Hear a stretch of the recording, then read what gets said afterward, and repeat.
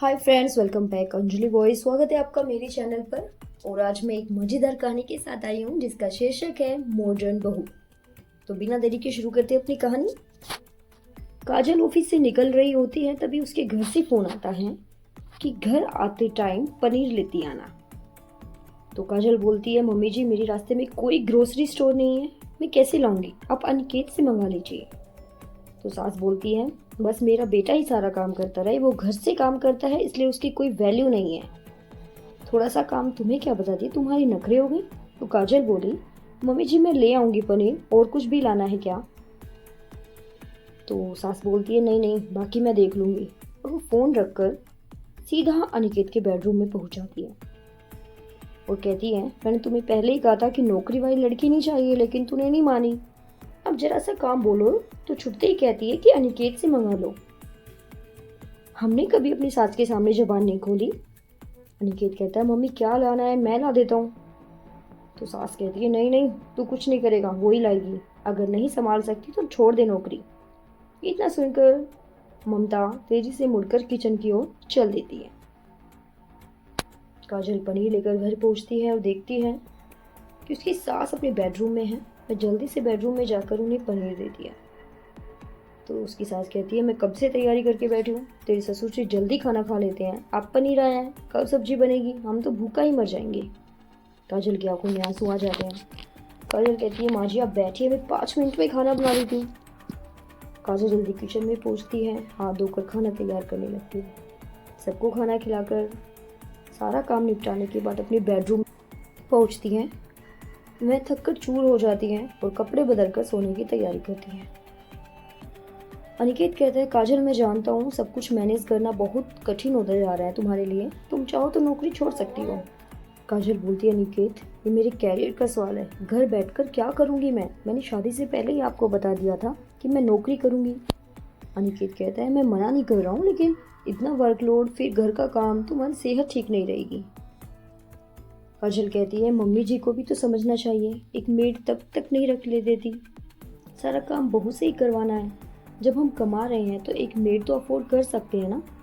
चल अनिकेत कहता है, चलो ठीक है, मैं मम्मी से बात करता हूँ मेड के लिए। तो काजल बोलती, कोई फ़ायदा नहीं है, वे सोचेंगे कि एक काम की बहू से कह दी तो उसने बेटे को भड़का दिया, और मुझे सोने दो, मुझे सुबह ऑफिस जाना है। काजल अनिकेत की शादी को 4 साल हो चुके थे। इन 4 सालों में काजल ने बहुत कोशिश की कि अपनी सास का मन जीत सके, लेकिन ममता जी को हर बात में कमी नजर आती थी। अगले दिन काजल ऑफिस जाती है।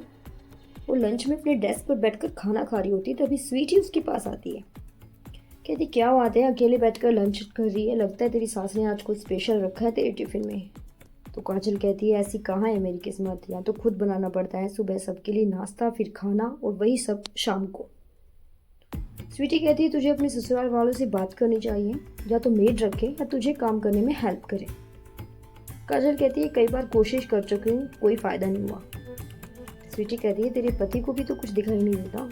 तो काजल कहती है, वो अपनी मम्मी के सामने कुछ नहीं बोल पाते, कभी कभी ऐसा लगता है कि भाग जाऊं सब छोड़कर। तभी उसे कॉल आती है, बॉस ने कैबिन में बुलाया।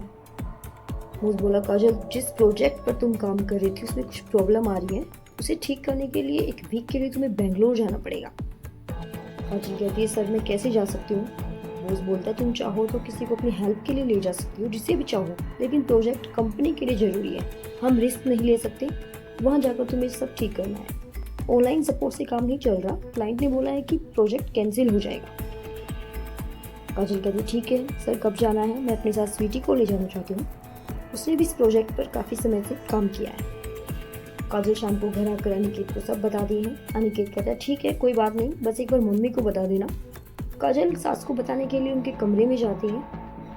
तो ममता जी कहती है, ये क्या कह रही हो, तुम्हें नौकरी करने की परमिशन दे रखी है, इसका मतलब ये नहीं कि अकेले सैर सपाटा करने चली जाओ, यह सब नहीं चलेगा, मना कर दो या फिर जॉब छोड़ दो। काजल कहती है, मम्मी जी बहुत ज़रूरी प्रोजेक्ट है।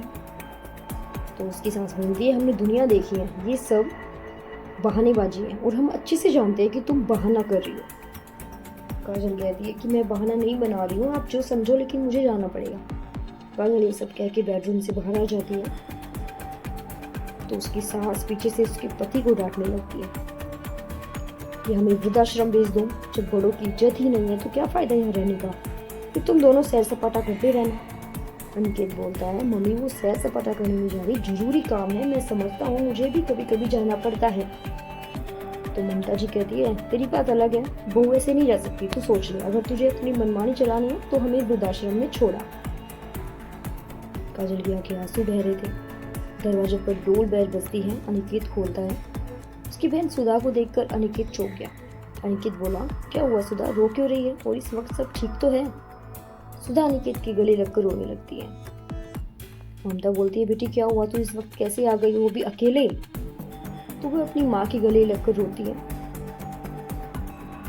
सुधा कहती है कि पूरी फैमिली के साथ कनाडा शिफ्ट हो रहे हैं, मुझे यहाँ छोड़ गए क्योंकि मैं उनकी फैमिली में फिट नहीं हो पाती हूँ। उन्हें मॉडर्न अंग्रेजी बोलने वाली जॉब वाली बहू चाहिए थी, अब वो वहाँ दूसरी शादी करेंगे।